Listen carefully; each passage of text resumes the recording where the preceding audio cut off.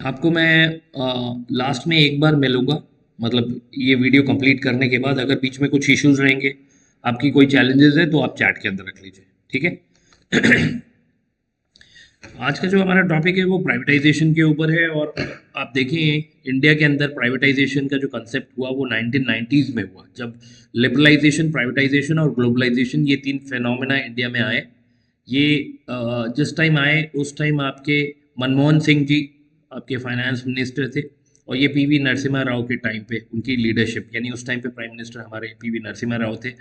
अ, मुझे पता नहीं आप में से कितने लोगों को पता है कि 1990 में इंडिया एक बहुत क्राइसिस टाइम से निकल रहा था। अब ये क्राइसिस क्यों? क्योंकि 1990 में कुछ ऐसी चीज़ें घट रही थी जिसकी वजह से इंडिया का बैंकरप्ट होना बिल्कुल श्योर हो गया था। अब बैंकरप्ट मतलब जैसे कह सकते हैं आप दिवालिया निकलना, या उसको बहुत बड़ा नुकसान होना, यानी ड्यू डेट्स पे हम लोगों की पेमेंट नहीं कर पा रहे थे। ऐसी सिचुएशन क्यों हुई? चलिए उसके रीजंस देखते हैं और उसके बाद फिर प्राइवेटाइजेशन के ऊपर चलेंगे। तो 1990 में जो घटा वो क्या था? पहले तो गल्फ वॉर हुआ, गल्फ कंट्रीज के बीच में लड़ाई शुरू हो गई। और उसमें पर इंडिया को क्या प्रॉब्लम हुई? इंडिया तो गल्फ कंट्री से काफ़ी दूर है, लेकिन इंडिया जो है वो क्रूड ऑयल का एक मेजर इंपोर्टर है, बाहर से मंगाता है। आपका ट्रेड का, जो हम ग्लोबल ट्रेड करते हैं, उसमें इंपोर्ट्स एक्सपोर्ट्स से ज़्यादा है, यानी हम बाहर वालों पे ज़्यादा डिपेंडेंट है। और अगर आप इन लिस्ट में देखेंगे कि कौन सी आइटम्स ज़्यादा कंज्यूम हो रही है, तो आपको पेट्रोल नंबर एक पे लगेगा, क्रूड ऑयल नंबर एक पे लगेगा। तो जो ये गल्फ कंट्रीज में लड़ाई हुई, उस लड़ाई का खर्चा कहाँ जाने वाला था? वो पेट्रोल की प्राइजेज में जाने वाला था, और इंडिया को वो पे करना था बाकी कंट्रीज की तरह। ठीक है, पहली चीज तो ये नेगेटिव हो गई कि उनकी लड़ाई का खर्च हम उठा रहे थे। दूसरा, एनआरआईज। एनआरआईज कौन होते हैं? नॉन रेजिडेंट इंडियंस, जो इंडिया में नहीं रहते हैं और इंडिया से बाहर जाके अब कहीं पढ़ाई कर रहे हैं। पढ़ाई तो नहीं, पढ़ाई करने के बाद वहाँ समवॉट सेटल हो गए हैं, वहाँ जॉब्स कर रहे हैं, वहाँ नौकरी करके जो कमा रहे हैं उसमें से कुछ पैसा वो अपनी कंट्री में वापस भेज रहे हैं इन्वेस्टमेंट के लिए, माँ बाप के लिए, फैमिली की मेंटेनेंस के लिए। तो ये जो एनआरआईज हैं वो यूजली एक पॉजिटिव कंट्रीब्यूटर होते हैं कंट्री के लिए, यानी वो पैसा बाहर से अंदर भेजते हैं। लेकिन 1990s में क्या हुआ कि एनआरआईज जो पैसा रेगुलरली बाहर से अंदर भेजते थे, वो 1990 में ये ट्रेंड थोड़ा रिवर्स हो गया। रिवर्स कैसे हो गया? क्या ऐसा हुआ हम जिसकी वजह से इन एनआरआईज को एक पैनिक स्टेट में जाना पड़ा, और जो वो पैसा भेजते थे उन्होंने वो भेजना बंद कर दिया। यू सी, यूजली एक आम आदमी की सोच जो है वो ऐसे है कि जब तक चीज़ें ठीक लगती हैं सब कोई उसको लेने की कोशिश करता है। जैसे ही मार्केट में कुछ नेगेटिव न्यूज़ फैल जाती है एक इन्वेस्टमेंट को लेके, सारे लोग उससे पीछे हट जाते हैं। अब उस टाइम एक इंटरनेशनल रेटिंग एजेंसी जो कंट्रीज की रेटिंग करती हैं, यानी कंट्रीज की रैंकिंग देती हैं कि कौन सी कंट्री अच्छी है, कौन सी कंट्री अच्छी नहीं है, उन कंट्रीज की रैंकिंग में इंडिया की रैंकिंग थोड़ी खराब हो गई। थोड़ी खराब हो गई मतलब उन्होंने इंडिया को बैंक्रप्सी ना होने के बावजूद भी बड़ी लो रेटिंग दे दी। अब उसको लो रेटिंग देते ही क्या हुआ? एनआरआईज जो बाहर से पैसे इन्वेस्टमेंट की फॉर्म में इंडिया भेजते थे, उन्हें डर लगा कि शायद अगर इंडिया बैंकरप्ट हो जाएगा तो उनका पैसा जो है वो उनको सही से रिटर्न नहीं दे पाएगा। तो उन्होंने पैसा अंदर भेजने की जगह बाहर निकालना शुरू कर दिया। जो हम एफडीआई एफआईआई की बात करते हैं, फॉरेन डायरेक्ट इन्वेस्टमेंट, और फॉरेन इंस्टीट्यूशनल इन्वेस्टर्स के थ्रू जो पैसा अंदर आ रहा है, क्यों आ रहा है कंट्री के अंदर?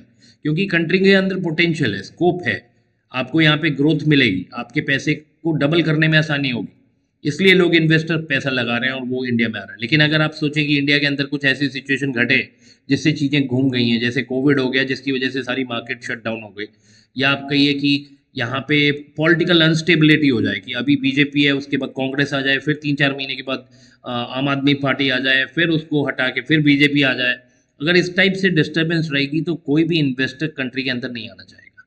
ठीक है। सो पॉइंट क्या था कि उस टाइम पे कंट्री की जो डाउन ग्रेडिंग हुई है, स्टैंडर्ड एंड पुअर, वो रेटिंग एजेंसी का नाम है स्टैंडर्ड एंड पुअर, उन्होंने इंडिया की रेटिंग नीचे की। जैसे ही रेटिंग नीचे हुई, एनआरआईज और वो फॉरेन इन्वेस्टर्स में एक पैनिक हुआ, और उन्होंने वो पैसा जो इंडिया में भेजते थे वो वापस निकालना शुरू कर दिया। देखें, नेले पे नेले पड़ने वाली सिचुएशन है कि एक तो पहले गल्फ वॉर में लड़ाई शुरू हो गई, गल्फ कंट्रीज में लड़ाई शुरू हो गई जिसकी वजह से हमें पेट्रोल का ज़्यादा रेट देना पड़ रहा है। दूसरा, एनआरआईज जो पैसा भेजते थे फॉरेन एक्सचेंज में, अब उन लोगों ने फॉरेन एक्सचेंज में विड्रॉ करना शुरू कर दिया। तो इससे क्या हुआ? कंट्री के फॉरेन एक्सचेंज रिजर्व्स पे बड़ा प्रेशर आ गया। फॉरेन एक्सचेंज रिजर्व क्या होता है? देखिए, जैसे हम इंडिया है, तो इंडिया में जो हमारी करेंसी चलती है वो इंडियन रुपी चलती है। लेकिन अगर आप ग्लोब में देखें, बाहर की कंट्रीज में देखें, वर्ल्ड वाइड कहीं पे भी जाए, तो आप देखें क्या क्या करेंसीज हैं जिनको कि लोग बहुत आराम से ले लेते हैं। डॉलर है, यूरो है, पाउंड है ना, येन भी काफ़ी फेमस है। तो ये कुछ करेंसीज हैं जो कि हर कंट्री लेने में कंफर्टेबल होती है। बट लेट्स से हम इंडिया में हैं तो इंडियन रुपी यूज़ करते हैं। तो क्या इंडियन रुपी दे के हम क्रूड ऑयल खरीद सकते हैं? ना, क्योंकि जो कंट्रीज हमें सामान बेच रही हैं उन्हें ऐसी करेंसी चाहिए जिसको कि वो आगे मार्केट में किसी को दे तो उनको कोई प्रॉब्लम ना हो। तो उस सिचुएशन में डॉलर के अलावा कोई दूसरी सोच ही नहीं है। मार्केट वर्ल्ड का टोटल 90-95% रेट जो है ना वो डॉलर में होता है।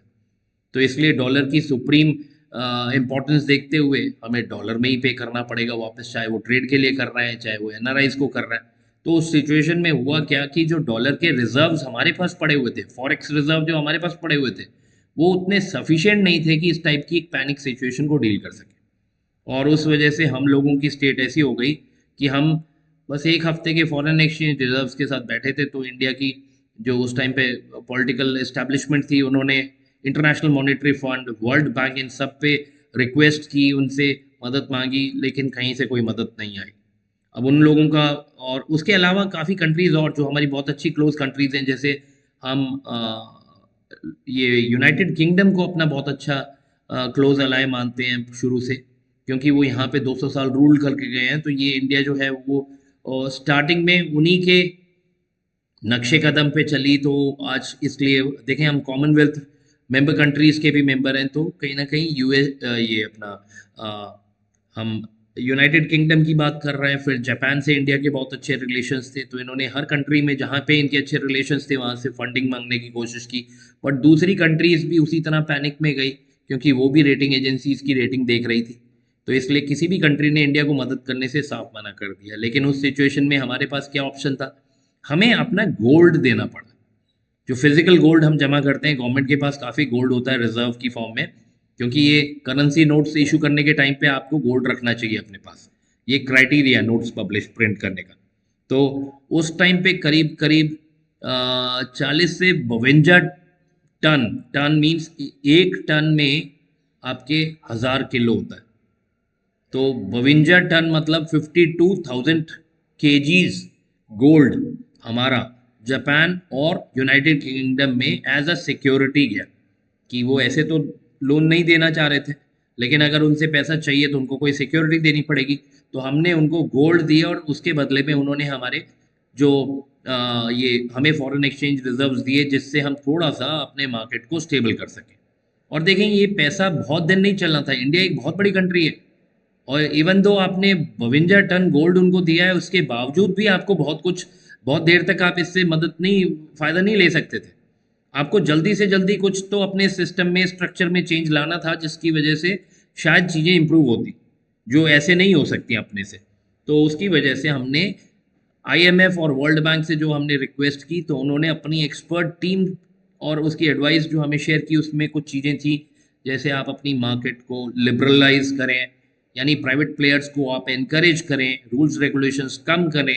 रेड टेपिज्म मीन्स जो आपकी एक तरीके से लाल रेड कारपेट का जो सिस्टम है, यानी ब्यूरोक्रेसी का जो सिस्टम बिठा के रखा है, जो अप्रूवल्स का एक आपने चेन बना के रखी हुई है कि इतनी अप्रूवल्स लेनी पड़ती है, करप्शन है, इन सब को आप हटाएं और इसकी जगह आप अपने सिस्टम को लिबरलाइज करें, थोड़ा सा खुलापन लेके आएँ सिस्टम में, फास्ट फॉरवर्ड चीज़ें रखें, प्राइवेटाइजेशन को प्रमोट करें। उससे पहले इंडिया में गवर्नमेंट इंस्टीट्यूशन ही होते थे मेजर, क्योंकि आप देखें इंडिया ने जब स्टार्ट किया तो उसने वर्ल्ड की सारी कंट्रीज से कुछ कुछ चीज़ें लेके अपना कॉन्स्टिट्यूशन बिल्डअप किया। लेकिन अगर आइडियोलॉजी देखें तो इंडिया शुरू में सोशलिस्टिक आइडियोलॉजी के साथ चली, जो कि रशिया की देन है। कैपिटलिस्ट इकोनॉमी जो है वो यूएसए मॉडल है, जिसमें कि बेसिकली प्रॉफिट मैक्सिमाइजेशन पे काम करते हैं। बट हमारी कंट्री क्योंकि पॉपुलेशन इतनी ज़्यादा है, तो हमारी कंट्री में सोशलिस्टिक मॉडल रखा गया, जिसमें कि हम हर आदमी की, जनरल आदमी की नीड को पूरा करने के लिए रिसोर्सेज को इक्वली यूटिलाइज करेंगे। तो उस सिचुएशन में सोशलिस्टिक मॉडल 1990s में आप देखें, अगर आप देखेंगे तो यूएसएसआर डिसइंटीग्रेट हो गया, यानी वो टूट के रशिया और बहुत सारी छोटी छोटी कंट्रीज में बढ़ गया। यानी ये कोल्ड वॉर के एंड वाला पीरियड है, जिसमें यूएसए यानी कैपिटलिस्ट लोगों ने अपनी कोल्ड वॉर में सोशलिस्ट लोगों के ऊपर एक विक्ट्री सेलिब्रेट की विद डिसइंटीग्रेशन ऑफ यूएसएसआर। तो उसके बाद देखें ये सोशलिस्टिक मॉडल क्योंकि एक बहुत बड़ा मॉडल था और ये बहुत मतलब ठीक से चला नहीं, इसके रिजल्ट्स अच्छे नहीं आए। यूएसएसआर क्योंकि डिसइंटीग्रेट कर गया कंपेयर टू यूएसए, तो हमने भी फिर उस टाइम पे सोशलिस्टिक से कैपिटलिस्टिक की तरफ जाना शुरू किया, यानी प्राइवेटाइजेशन को प्रमोट करना शुरू किया 1990s में। तो 1990s में एक्चुअली एक चीज़ और है जो हमें समझनी चाहिए कि ये हमने बाय चॉइस नहीं ली, हमें ये कंपेल किया गया क्योंकि हमारे पास कोई और चॉइस ही नहीं थी। अगर आपको सरवाइव करना है तो आपको जो बेल आउट पैकेज मिलेगा या जो सपोर्ट मिलेगी ये बड़ी बड़ी कंट्रीज से, वो उसी के बदले पे मिलेगी कि आप अपनी मार्केट को ओपन अप करेंगे, यहाँ प्राइवेट प्लेयर्स को एंटरटेन करेंगे और अपनी कंट्री को एमएनसीज के लिए आने के लिए और आपकी कंट्री की जो इंटरनल कंपनीज हैं जो बहुत स्ट्रांग है उनको बाहर जाने के लिए परमिशन मिले। तो ये जो सारा एलपीजी का सिस्टम है वो 1990 से शुरू हुआ। बैंकिंग सेक्टर में ये इम्पैक्ट बहुत जल्दी आ गया। बैंकिंग सेक्टर की प्राइवेटाइजेशन पहले हुई है। हमारा जो सब्जेक्ट एरिया वो इंश्योरेंस सेक्टर है, तो इंश्योरेंस की जो प्राइवेटाइजेशन है वो ऑलमोस्ट अ डेकेड लेट हो गई। 1990 से 2000 तक कितने रिफॉर्म्स रिफॉर्म्स की जो नीड थी उसको एसेस करते हुए कितनी सारी कमेटीज बैठी जिन्होंने अलग अलग गाइडलाइंस दी। तो पहले जो नरसिम्हन कमेटी आई उन्होंने बैंकिंग सेक्टर को बहुत जल्दी ओपन अप करने के लिए कहा और फिर करीब करीब 2000 में, 2000 से पहले 1999 में आपने आईआरडीए कॉन्स्टिट्यूट किया, insurance regulatory and development authority, जो कि एज अ रेगुलेटर ऑपरेट करा उसके बाद इंश्योरेंस सेक्टर के लिए। और उसके बाद 2000 में आपने अपने इंश्योरेंस सेक्टर को प्राइवेटाइज किया। प्राइवेटाइज मींस प्राइवेट प्लेयर्स को अलाउ की एन एंट्री। ठीक है, आज भी अगर आप देखोगे इंश्योरेंस सेक्टर में जो बिजनेस है लाइफ इंश्योरेंस के अंदर वो एलआईसी डोमिनेट कर रही है, एलआईसी डोमिनेट कर रही है। और जनरल इंश्योरेंस के अंदर जो गवर्नमेंट की कंपनीज थी टोटल 4, उनके पास भी मेजर चंक ऑफ बिजनेस था, बट क्योंकि गवर्नमेंट सेक्टर की अपनी कुछ इनएफिशिएंसीज हैं, कुछ अपनी लिमिटेशंस हैं, जिनकी वजह से वो धीरे धीरे करके अपना मार्केट शेयर प्राइवेट प्लेयर्स के तरफ लूज कर रही। ठीक है, सो आपको ये बैकग्राउंड जानना बहुत जरूरी है, नहीं तो आपको ये समझ ही नहीं लगेगा कि ये प्राइवेटाइजेशन हमने बाय चॉइस नहीं लिया, अंडर कंपल्शन लिया। लेकिन 2000 से लेके आज 2022 हुए, पिछले 22 सालों में इतनी चीजें ट्रांसफॉर्म हुई हैं और ये सारी सही तरफ चल रही हैं। जैसे आप कुछ चीजें गिने, डिजिटलाइजेशन हुई है इंश्योरेंस सेक्टर में भी। अब आप डिजिटली खुद ही जाके अपना प्रोडक्ट चूज कर सकते हैं। बहुत सारी कंपनीज हैं। इंश्योरेंस की पेनिट्रेशन जो अर्बन एरिया में और मेट्रोज में है वो बहुत बढ़िया हो गई है, और लेकिन वो बैकवर्ड एरियाज में नहीं है। लेकिन अब हम बहुत नए चैनल्स के थ्रू ये बैकवर्ड एरियाज में भी जाके अवेयरनेस क्रिएट कर रहे हैं। जनधन स्कीम में लोगों को पहले अकाउंट खुलवाना और फिर उनके इंश्योरेंस करवाना, लाइफ इंश्योरेंस और एक्सीडेंट इंश्योरेंस। ये देखें किसने सोचा था कि इतनी बड़ी कंट्री में आप मास लेवल पे ये इम्प्लीमेंट करवा सकते हैं। लेकिन जब ये स्कीम चली उसके बाद इसी आज की डेट में आप रिजल्ट देखें, बहुत बढ़िया है, बहुत लोगों ने ज्वाइन किया। अटल पेंशन स्कीम, गवर्नमेंट के पास कोई ऐसी जॉब आज की डेट में नहीं है जिसमें पेंशन मिल रही हो एक्सेप्ट डिफेंस। तो जो नए लोग लिए जा रहे हैं वो भी सारे कॉन्ट्रैक्चुअल लिए जा रहे हैं। कॉन्ट्रैक्चुअल मीन्स जिनमें कंसोलिडेटेड सैलरी मिलती है काम करने पे। तो पेंशन तो टोटल खत्म ही हो गया है, यानी मार्केट बड़ा वनरेबल टाइम से निकल रहा है। आप लोगों के लिए भी ये वनरेबिलिटी बहुत हद तक सही है, क्योंकि देखें हमारे टाइम में लाइफ में इतना डिस्टरबेंस नहीं था। डिस्टरबेंस इन द सेंस कि लाइक इनसिक्योरिटी नहीं थी। हमारे को दिखता था हमारे फादर्स और जो सीनियर लोग हैं वो सब गवर्नमेंट जॉब्स करते थे और वो फिर रिटायरमेंट के बाद उनको पेंशन लगी, प्रोविडेंट फंड मिला। ठीक है, तो उससे प्रोविडेंट फंड से उनका घर बन गया, पेंशन से उनका घर चल रहा है। ये जो चीज़ें अच्छी चीज़ें थी पहले, अब वो नहीं रह गई। आप आपको प्रोविडेंट फंड मिलता है लेकिन आपको पेंशन नहीं मिलती, यानी आप मकान तो शायद बना लेंगे लेकिन उसके बाद आपके मकान में रोटी खाने के लिए, दवाई खाने के लिए ऐसी कोई सर्विसेज नहीं है। तो ये जो नए चैलेंजेस आ रहे हैं सिस्टम के साथ साथ, टाइम के साथ साथ, इसको हमें देखते हुए अपने को भी अडेप्ट करना है। अब हम ये जो आज की डिस्कशन है उसमें हम प्राइवेटाइजेशन ऑफ इंश्योरेंस सेक्टर की बात करेंगे तो कंपनी के पर्सपेक्टिव से सोचेंगे, क्लाइंट की जहां जरूरत पड़ेगी तो मैं आपको बताऊंगा। यहाँ देखें हमारे ये प्राइवेटाइजेशन के अंदर ये कुछ सेगमेंट्स आप देख लीजिए। हम इसमें प्राइवेटाइजेशन ऑफ इंश्योरेंस सेक्टर को देखेंगे जो अभी स्टोरी सुन के हटे। उसके बाद हम current scenario of insurance industry देखेंगे कि जो हमने पहले भी इंडिया का जो लेटेस्ट आपका इंश्योरेंस सेक्टर का एनालिसिस, सेक्टोरल एनालिसिस है इंडियन ब्रांड इक्विटी फाउंडेशन की तरफ से जो अवेलेबल है, वो हमने ऑलरेडी डिस्कस किया, तो पॉइंट नंबर 2 पे हम बात नहीं करेंगे। पॉइंट नंबर 3 में हम अपॉर्चुनिटी एंड चैलेंजेस इस पे कुछ देखेंगे कि इंश्योरेंस सेक्टर में अगर हम आपको पूछें कि क्या आपके पास आज की डेट में अपॉर्चुनिटीज़ हैं और क्या चैलेंजेस हैं, इस सेगमेंट को थोड़ा सा देख लेंगे, जबकि ये भी आपकी उसी डिस्कशन में भी था। और अब यहाँ से और आगे लेट से नेक्स्ट 5 इयर्स 10 इयर्स का जो हमारा रोड मैप है वो किस तरीके से। तो ये जो स्लाइड है उसमें बेसिकली हमने इंश्योरेंस सेक्टर की ग्रोथ बताई है। आप कहीं ना कहीं नेशनलाइजेशन ड्राइव में गए। नेशनलाइजेशन मीन्स जहाँ पे प्राइवेट प्लेयर्स को उठा के ओवरनाइट सरकारी बना दिया गया, गवर्नमेंट ने उनकी कैपिटल पे कर दी और उनको एज ए गवर्नमेंट एंटिटी रखा गया। क्यों? क्योंकि यू सी जब हमने ये इंडिपेंडेंस ली 1947, उसके बाद जो प्राइवेट प्लेयर्स मार्केट में ऑपरेट कर रहे थे वो बड़े सिलेक्टिव थे इन टर्म्स ऑफ कस्टमर बेस, वो बड़े सिलेक्टिव थे इन टर्म्स ऑफ प्रोडक्ट ऑफरिंग।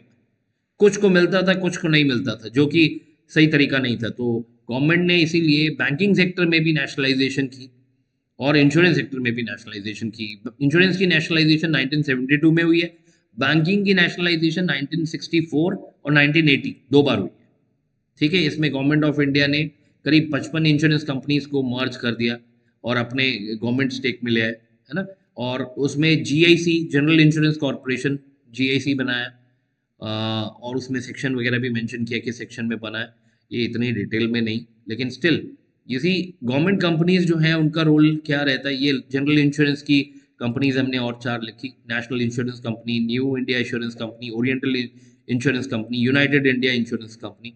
अभी क्या चल रहा है? अभी डिस्कशन ये चल रही है कि हम इन कंपनीज को मर्ज करके एक बड़ी स्ट्रॉन्ग कंपनी बना दें। बट अभी नहीं है कुछ, लेकिन डिस्कशन ऑन है कि इनके बीच में भी मर्जर्स करा के स्ट्रॉन्गर एंटिटीज बनाए जिनकी पॉकेट्स डीप हों, जो ज़्यादा से ज़्यादा बढ़िया प्रोडक्ट ला सके। क्रिएटिविटी उनकी हम उनके प्रोडक्ट्स ऑफरिंग में देखें, है ना। तो वो ये कह रहे हैं कि जो कंपटीशन अभी लैक कर रहा है और मोर ओवर ये छोटे छोटे प्लेयर्स को अगर हम मर्ज करके एक बड़ा प्लेयर बना लें तो हमारी मार्केट में कुछ ऐसे प्लेयर रेडी हो जाएंगे जो कि इंटरनेशनल प्रेशर को हैंडल कर सकेंगे।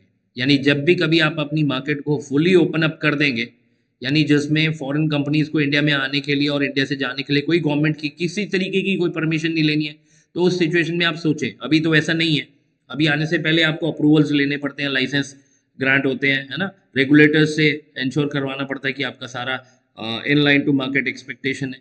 तो जब ये आज की डेट में तो मार्केट में एंट्री थोड़ी चेक के थ्रू है, लेकिन फ्यूचर में ऐसा होगा कि देखें, हम ग्लोबलाइजेशन की बात करते हैं, इसका मतलब ये कि आप फ्लाइट से किसी भी कंट्री पे उतरे आपको वीज़ा रिक्वायरमेंट्स नहीं होगी। वैसे ही हम ह्यूमन की मूवमेंट के लिए नहीं बात कर पाएंगे, लेकिन हाँ बिजनेस के लिए तो जरूर ऐसा हो सकेगा जल्दी।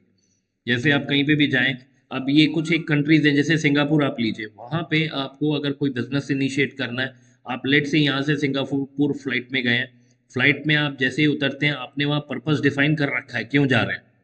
वीज़ा लेने के टाइम पे जो ये आपका जो बिजनेस विजिट है उसके लिए जो वीज़ा अप्लाई किया था उसमें मेंशन किया था, जैसे ही आप वहाँ उनकी कंट्री में लैंड करेंगे, यानी आपका जो प्रेफर्ड एरिया जिसमें आप काम करना चाह रहे हैं, इसी उस एरिया के जितने भी बिजनेस ऑपरेटर्स हैं उन सबको आपकी इन्फॉर्मेशन बिफोर हैंड दे दी गई है। आप जैसे ही ब्रांच मतलब अपने रूम में लैंड करेंगे, आपको वहीं से अपने आप ये प्लेयर्स कनेक्ट करना शुरू कर देंगे। आप देखें यहाँ पे इतना इजी है काम करना, जबकि यही अगर आप इंडिया में देखें, कोई बाहर से आ रहा है, पहले वो इंडिया पहुंचेगा, फिर गवर्नमेंट ऑफिस के चक्कर लगाएगा, फिर जो छुट्टी पे हैं बंदे उनके आने की वेट करेगा, फिर डॉक्यूमेंटेशन एंड प्रोसेस प्रोटोकॉल्स करेगा। इवन दो हमारे पास ये सारा काम ऑटोमेटेड भी हो गया है, बट स्टिल कहीं ना कहीं रेड टेपिज्म बड़े स्ट्रांग है। आपको फिर भी अप्रूवल लेने हैं, अप्रूवल के लिए गवर्नमेंट की डिपार्टमेंट में जो आपकी फाइल गई है वो हफ्ते से 15-20 दिन या ज़्यादा, बहुत बहुत ज़्यादा टाइम ले सकती है। तो ये फॉरेन कंट्रीज़ में जो मतलब आप देखें जहाँ आप बिजनेस परफॉर्मेंस इंडेक्स में जो कंट्रीज हमसे आगे हैं उनमें पक्का ये वाला पीरियड बहुत कम होगा, वेटिंग पीरियड होगा ही नहीं एक्चुअली। तो वैसा ही कुछ कल्चर हम इंडिया में भी बनाने की कोशिश कर रहे हैं, बट उससे पहले हमें अपने लोकल प्लेयर्स को थोड़ा ट्रेन करना है, इसलिए मैंने मर्जर की बात रखी वहाँ पे। यहाँ पे इन्होंने नरसिम्हा राव गवर्नमेंट की फिर वही 1991 से 96 के पीरियड की बात की है, जिसमें हमने चेंजेस थोड़े से जो अपना रेगुलेटरी सिस्टम है उसको थोड़ा सा रिलैक्स किया और कहीं ना कहीं प्रेशर जो है प्लेयर्स पे, बिजनेस प्लेयर्स पे, इंश्योरेंस कंपनीज पे, उनको थोड़ा ईज आउट किया। देखिए जब तक आप इनको लेवल प्लेइंग फील्ड नहीं देंगे, प्राइवेट प्लेयर्स को गवर्नमेंट कंपनीज के बराबर नहीं खड़ा करेंगे, तब तक प्राइवेट सेक्टर डेवलप ही नहीं कर पाएगा। देखिए प्राइवेट सेक्टर क्या, जिसमें प्राइवेट प्लेयर अपनी पॉकेट से पैसा लगा रहा है। गवर्नमेंट सेक्टर क्या, जिसमें गवर्नमेंट पैसा लगा रही है। अगर गवर्नमेंट ने ही डिसाइड करना है तो हमेशा गवर्नमेंट कंपनीज को ही फायदा होगा, कंपटीशन तो हो ही नहीं पाएगा। इसलिए प्राइवेट प्लेयर्स को प्रमोट करने के लिए, आगे लाने के लिए उनको थोड़ा सा आपको कंसेशंस देना पड़ेगा। इनिशियली आप उनको थोड़ा लीवरेज देंगे और उसके बाद जब एक बार वो एट पार आ जाएंगे तब आप उनको मार्केट की तरह से ट्रीट कर सकते हैं। जो भी मार्केट के रेट हैं वो आप चार्ज कर सकते हैं, बट शुरू में उनको मोटिवेट करने के लिए थोड़ा सा आपको उनको थोड़े रिलैक्सेशन देने पड़ेंगे in terms of capital, in terms of branch location, है ना, priority to open in rural India, उसमें थोड़ा एग्जाम्प्ट करना पड़ेगा। क्योंकि एक बार आप उनको देखें कि वो थोड़ा सा कंफर्टेबल हो गए हैं, लाइसेंस ले चुके हैं, ऑपरेट करना शुरू कर दिया है, धीरे धीरे एक्सपैंड किया है, तो वो फिर बाद में अपनी स्पीड पूरी पकड़ लेंगे। फिर वो ये नहीं कह सकते कि हमें बहुत पता नहीं है, हमें लेवल प्लेइंग फील्ड नहीं दिया हुआ। तो उनको थोड़ा सा कंफर्टेबल करने के लिए थोड़ा ईज आउट किया। अब यहाँ पे प्राइवेटाइजेशन के कुछ पॉइंट्स इन्होंने मेंशन किए हैं। यहाँ पे अगर आप मार्केट को डेवलप करना चाह रहे हो तो कंपटीशन इज मस्ट, और प्राइवेट एंड पब्लिक प्लेयर्स को दोनों को अगर compete करने का मौका मिलेगा तो देखो आपको बाहर से और ज़्यादा बढ़िया कंपनीज इंडिया में आने की मतलब कहीं ना कहीं ताक में रहेंगे। वो पैसा भेजेंगे, इन्वेस्ट करेंगे, टेक्नोलॉजी लेके आएंगे, जो टेक्नोलॉजी हम यूज़ नहीं कर रहे हैं बट डेवलप्ड नेशंस में हो रही है इंश्योरेंस सेक्टर से रिलेटेड, हम उसको यूज़ कर सकते हैं। जैसे हम आर्टिफिशियल इंटेलिजेंस की बात करते हैं, बिग डेटा की बात करते हैं, इस पे बहुत, इन टेक्नोलॉजीज में पैसा बहुत लगने वाला है। वो पैसा शायद मैं ये कहूँ कि अगर हम बाहर से प्लेयर्स को ना बुलाएं तो शायद हम ये अपने से नहीं कर पाएंगे, क्योंकि मार्केट में रिक्वायरमेंट बहुत ज़्यादा है, सप्लाई उतनी नहीं है, रिसोर्सेज लिमिटेड है। तो इसके लिए हमें इस मार्केट को ओपन अप करना पड़ रहा है। प्राइवेट प्लेयर्स को हमें एम्पावरमेंट देनी पड़ रही है। वो अपने डिसीजन मेकिंग में इंडिपेंडेंट है, वो अपने जो प्रोडक्ट बना रहे हैं मार्केट की नीड के हिसाब से बना रहे हैं, तो वहाँ पे वो फ्री हैं। तो वो कहीं ना कहीं ये सारा सिस्टम जो है ना काफ़ी लिबरल हो गया है, so that private players can enjoy this market, है ना, और वो अपने हिसाब से, अपने कंफर्ट से वो चीज़ें कर सकें जो वो करना चाह रहे हैं। अगर हम थोड़ा ब्यूरोक्रेटिक, अब देखें पब्लिक सेक्टर बैंक्स, ये पब्लिक सेक्टर इंश्योरेंस कंपनीज, ये सब क्यों स्ट्रगल कर रही हैं, क्योंकि इनके डिसीजन मेकिंग प्रोसेसेस अगर आप देखेंगे तो उसमें बहुत ज़्यादा इंटरवेंशंस होती हैं गवर्नमेंट की। यानी ministry of finance, central bank, वो बहुत इंटरफेयर करेंगे, बार बार बताएंगे क्या करना है क्या नहीं करना है, एंड देन जब आपको ऊपर से ही ऑर्डर्स आ रहे हैं ऐसा करना है वैसा नहीं करना है, तो आप कैसे परफॉर्म कर सकते हैं। देखिए रिजल्ट मैटर करता है कि आपकी डिस्क्रिशनरी पावर क्या है।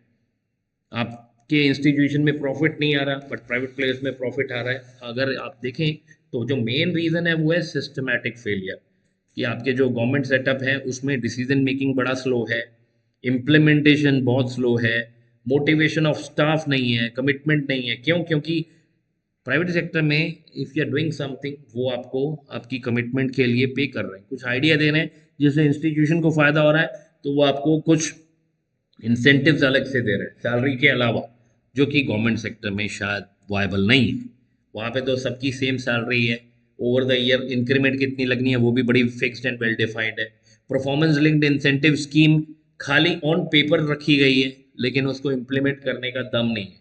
प्रॉब्लम यह है कि देखें गवर्नमेंट सेक्टर में उन्हें पता है कि वो परमानेंट एम्प्लॉयज़ हैं और जब तक वो खुद वीआरएस ना ले लें उनको कोई नहीं निकाल सकता। तो आप जितनी मर्जी परफॉर्मेंस लिंक्ड इंसेंटिव स्कीम लेके आए तो भी आपका परफॉर्मेंस नहीं इंप्रूव होने वाला, क्योंकि ये आपका एक साइकोलॉजिकल इशू है जिसमें कि एचआर एंड साइकोलॉजिकल इशू है, जिसमें स्टाफ की जो प्रोडक्टिविटी है उसको एनहांस करने के लिए सिस्टम ट्रांसफॉर्मेशन करना पड़ेगा। इसीलिए आप देखें ना बहुत सारे बैंक्स को अभी गवर्नमेंट से प्राइवेट किया जा रहा है, प्राइवेटाइजेशन। अभी हम इंश्योरेंस सेक्टर में अगर देखें तो अभी इंश्योरेंस सेक्टर में मर्ज ही करने की बात हो रही है, यानी इन सबको मिला के पब्लिक सेक्टर इंस्टीट्यूशंस को मिला के एक बड़ा इंस्टीट्यूशन बनाने की बात हो रही है। इसकी अगली स्टेज क्या होगी, एक बार आपका बड़ा इंस्टीट्यूशन बन जाएगा ये 4-5 कंपनीज को मिला के, और उसके बाद फिर वो काम करने लगेगा, तो फिर हम उसको मार्केट में प्राइवेटाइज करके फ्री हैंड्स में दे देंगे, यानी लेट देम डिसाइड, कर लेने दीजिए जो वो करना चाहते हैं।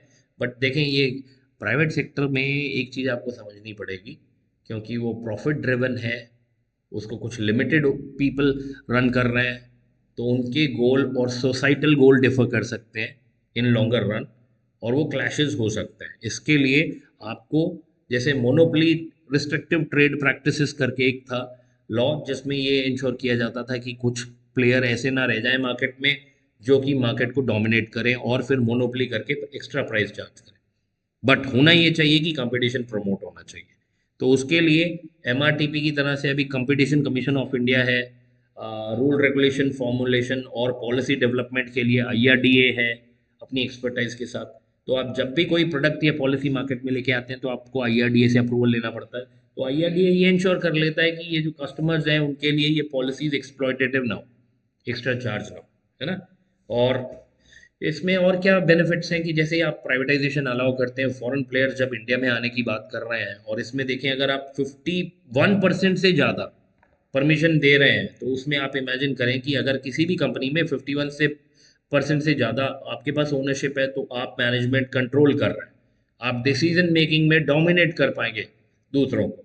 और इसमें फॉरेन प्लेयर्स इंडिया में आना चाहेंगे क्योंकि इंडिया एक बहुत बड़ी मार्केट है, बड़ी ल्यूक्रेटिव मार्केट है, लोगों की पेइंग कैपेसिटी बढ़ रही है, अंडर टैप्ड है, जो अपॉर्चुनिटी है मार्केट में उसमें अभी बहुत सारे सर्विस प्रोवाइडर्स नहीं है। तो आप देखेंगे आने वाले 5 से 10 साल में वर्ल्ड की सारी इंश्योरेंस कंपनीज जो अपने मतलब अक्रॉस द ग्लोब काम कर रही हैं वो सब इंडिया में मिलेंगी। क्यों? क्योंकि यहाँ पे जो मार्केट है बड़ी पोटेंशियल रख रही है, कैपिटल इन्वेस्टमेंट का बड़ा स्कोप है, रूरल पेनिट्रेशन बहुत कम है।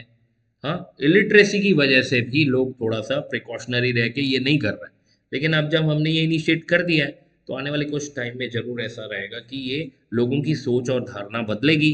देखें कोविड में ही बहुत लोगों को समझ लगा कि मेडिकल इंश्योरेंस और मेडिकल कॉस्ट क्या चीज़ होती है। एक एक दिन का 1-1 लाख रुपया चार्ज हुआ है हॉस्पिटल्स में वेंटिलेटर के लिए। तो जस्ट इमेजिन करें जो एक आदमी छोटी मोटी जॉब करता है या अच्छी इवन 50-60 हज़ार रुपये भी जो कमा रहा है, वो आप देखें वो साल का कितना सेव कर पा रहा है।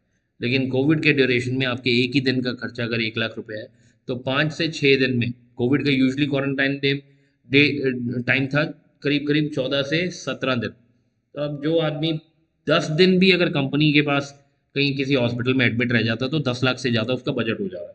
तो ये देखें ये है प्रॉब्लम किसकी, रिसोर्सेज ना होने की, प्राइवेट प्लेयर्स के हाथ में सारा काम होने की। तो इसको भी कहीं ना कहीं हमें देखना है कि लोग थोड़ा अपने लिए हेल्थ कॉन्शियस हो जाएं। इंश्योरेंस कंपनीज अपनी हेल्थ कंपनीज के साथ प्रॉपर टाई अप करें, कॉस्टिंग के ऊपर बात करें और एक रीजनेबल कॉस्ट पे उनको कवर करें। और जो हॉस्पिटल्स हैं उनके ऊपर भी प्रेशर रहेगा जब वो बल्क डीलर से डील कर रही हैं, इंश्योरेंस कंपनी से डील कर रहे हैं, कि जो वो चार्ज कर रहे हैं different type of medical treatments पे वो थोड़ा रैशनल रखें लोअर साइड पे। ठीक है। प्राइवेटाइजेशन ऑफ इंश्योरेंस से क्या हुआ, मोनोपोली जो है मार्केट की वो टूट गई, एलआईसी ने अपना स्टेक छोड़ा है, बहुत सारी प्राइवेट सेक्टर कंपनीज आ गई हैं। अभी आप देखें ओवर द पीरियड जो स्टेक गवर्नमेंट के पास था वो धीरे धीरे निकल के प्राइवेट कंपनीज में जा रहा है। जनरल इंश्योरेंस में ये प्रोग्रेस थोड़ी बहुत फास्ट है। इससे क्या हो रहा है, कस्टमर्स को बेनिफिट हो रहा है, कस्टमर्स को अच्छी सर्विसेज मिल रही है, बहुत वैरायटी के प्रोडक्ट्स मिल रहे हैं, डिफरेंट प्राइजेस पे मिल रहे हैं, both life insurance general insurance. ठीक है। तो इसमें आप देखेंगे जो प्रीमियम है वो भी, क्योंकि अब आपके पास कंपिटिटिव मार्केट है, एक से ज़्यादा सप्लायर्स हैं, तो हर कोई जैसे मैं ही आपसे बात करूँ ना तो policybazaar.com एक वेबसाइट है, यहाँ पे आप जाके किसी भी टाइप की इंश्योरेंस को कंपेयर कर सकते हैं अक्रॉस कंपनीज। तो उसमें देखें जब कस्टमर के पास ऐसे डिसीजन मेकिंग टूल्स हैं तो कंपनीज कहीं पे भी ज़्यादा चार्ज नहीं कर सकती। अगर ज़्यादा चार्ज कर रही है तो वो कस्टमर बेस को रिटेन नहीं कर पाएगी, कस्टमर बड़ा रैशनल है और वो इधर उधर मूव कर जाएगा। तो ये कहीं ना कहीं प्रेशर है कंपनीज के लिए कि वो अपने प्रोडक्ट को सही से डेवलप करें, सही प्राइसिंग करें और वो कस्टमर को जितनी हो सके सर्विसेज दें, क्वालिटी सर्विसेज दें बिना कोई कॉस्ट एस्केलेशन के। ठीक है। ये तभी पॉसिबल हो पाएगा जब आप कंपटीशन अलाउ कर रहे हैं, प्राइवेटाइजेशन अलाउ कर रहे हैं। और इसमें इंश्योरेंस कंपनीज ने भी बहुत स्ट्रैटेजीज यूज़ करनी शुरू की है। क्रॉस सेलिंग एक टूल है, जैसे इंश्योरेंस कंपनीज ने बैंक्स के साथ टाइप करके उनके एग्जिस्टिंग कस्टमर्स को सर्विसेज सेल करने की शुरू कर दी है। इसमें एक कंसेप्ट और है जो पॉइंट नंबर 2 में मेंशन किया गया है, मिस सेलिंग। मिस सेलिंग मतलब जहाँ कस्टमर को मिसलीड करके, मिसकम्युनिकेट करके उसे चाहिए कुछ और आप कुछ और बेची जा रहे हैं। अभी इस सिचुएशन में इंश्योरेंस कंपनीज ने ये ऑब्जर्व किया है कि जो कमीशन एजेंट्स हैं, यानी जो मिडल मैन है, एजेंट्स हैं, जो कंपनी के लिए काम करते हैं और क्लाइंट को एजुकेशन दे रहे हैं इनिशियल लेवल पे, वो अपने टारगेट अचीव करने के लिए कभी कभी कस्टमर को ऐसे प्रोडक्ट बेच गए जो कि उनकी रिक्वायरमेंट नहीं थी। तो वो सिचुएशन थोड़ा सा इस सेक्टर के लिए एडवर्स है, उसको थोड़ा देखना पड़ेगा हम कैसे कंटेन करें और उसको कैसे इस टाइप के रिस्क को मिटिगेट करें। ये ऑपरेशनल रिस्क के अंदर आएगा, बट रिस्क तो रिस्क है, हमें देखना ही पड़ेगा, ये एक थ्रेट है अपनी सेक्टर के लिए। बाकी कंपनी के जो एम्प्लॉयज़ हैं वो are not able to perform, जो टारगेट्स अचीव नहीं कर पा रहे हैं। अब देखें, ऐसे लोगों के ऊपर हमेशा प्रेशर रहता है कि टारगेट अचीव करना है। आप अपने आप पे ये लेके देखें कि अगर आपको आपकी कंपनी ने टर्मिनेशन का ऑर्डर इशू कर दिया है और आप उससे तभी बच सकते हैं जब आप कुछ पॉलिसीज़ बेच दें, तो इसी इस टाइप के सिचुएशन में वो जो एम्प्लॉई है बेचारा वो मिस सेलिंग करेगा, कुछ ऐसी पॉलिसीज बेचने की कोशिश करेगा कि जो कस्टमर को नहीं समझ लग रही है या उनकी नीड नहीं है। और ये कस्टमर को कब पता चलेगा? जब ये पॉलिसी का क्लोजर के करीब डेट आ जाएगा। तो उस टाइम तक अगर कोई कस्टमर के साथ चीटिंग हुआ है तो वो